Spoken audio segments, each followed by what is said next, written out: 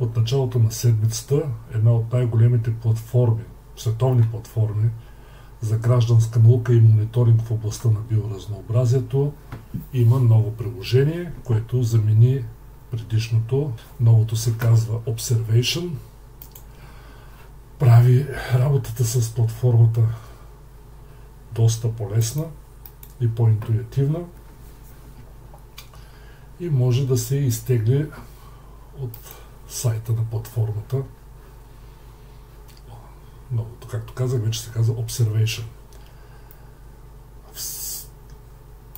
Тук може да видите и другото приложение, което е OpsIdentify, което е до някъде доста по-близо до iNaturalist. То е насочено към хората, за които събирането или наблюдението на природата е просто хоби.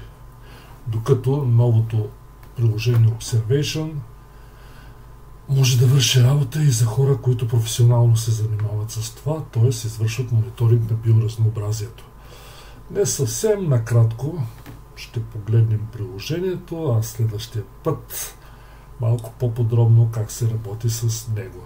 За целта една кратка разходка по брега на Дунава край Тутракан. По време на разходката най-близо наблюдавах няколко малки корморана. Това е снимката, която се получи с тях. Един замина. Ето като цяло пейзажа, понтона край Тутракан и накацалите малки корморани пред него.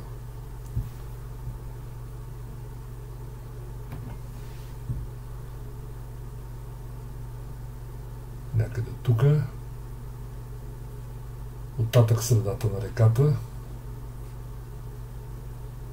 и една двойка фишове. Да, те вече са по двойки в края на януари. Ето ги и двамата. И двата фиша.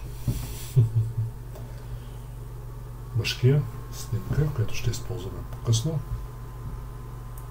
И разбира се, редовните кадроглави пеликани.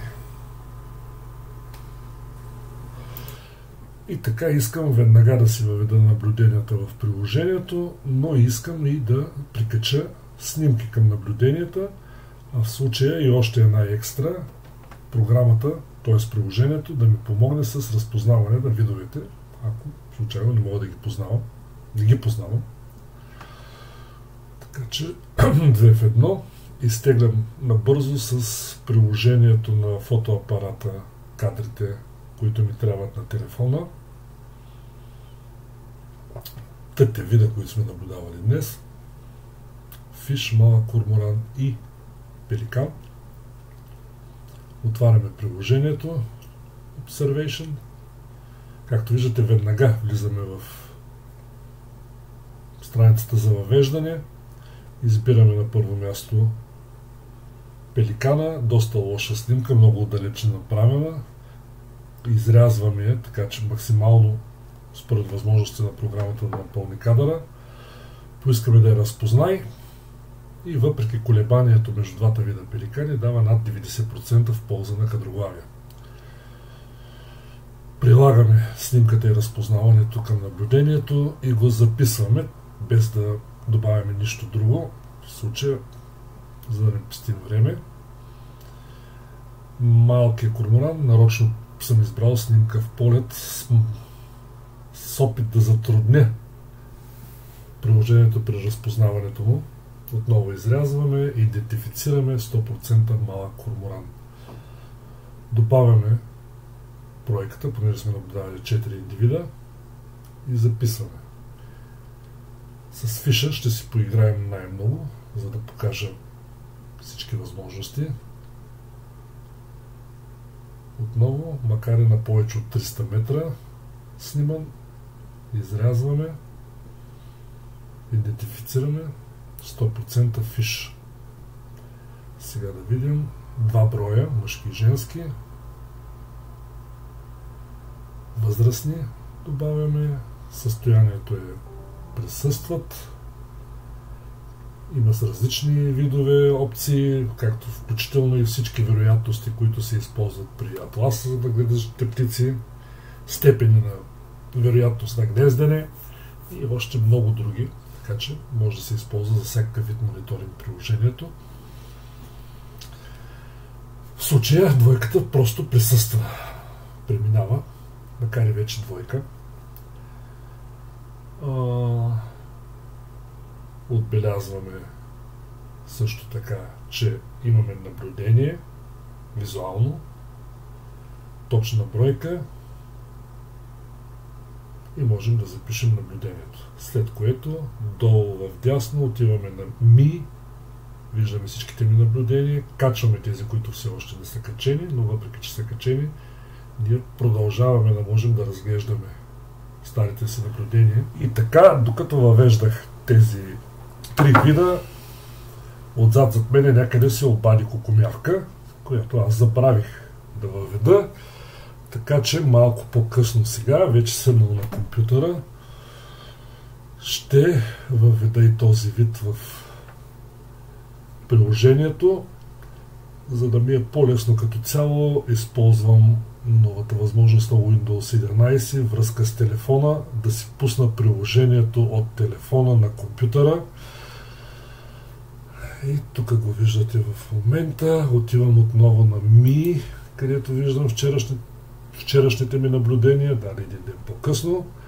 Избирам си едно от тях, всички са на едно и също място, например малък корморан, и избирам да копирам мястото и времето. Те се появяват, място и време, само добавям новия вид, в случая кукумявка, един брой, имаме обаждане, чута, да, предполагам възрастна, естествено, що пее, и я записваме. Връщам се обратно към Ми, тя се е появила, от тая сутрин имаме един малък ястреб през прозореца, виждате двете наблюдения, които все още не са качени, са отбелязани с синьо, качваме ги и тях на сайта.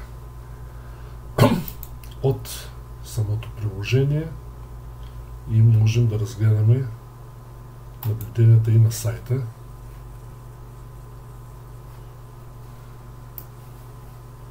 Отвори се втори прозорец. Да, това е пак от телефона.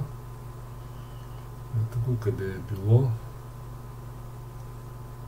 Това е малкият ястреб от тази сутрин.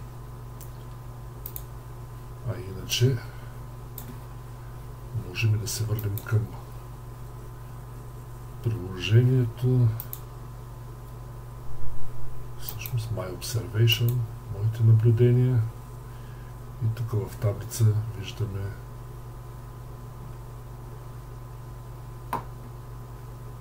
всичко, което сме наблюдавали по ред на наблюденията.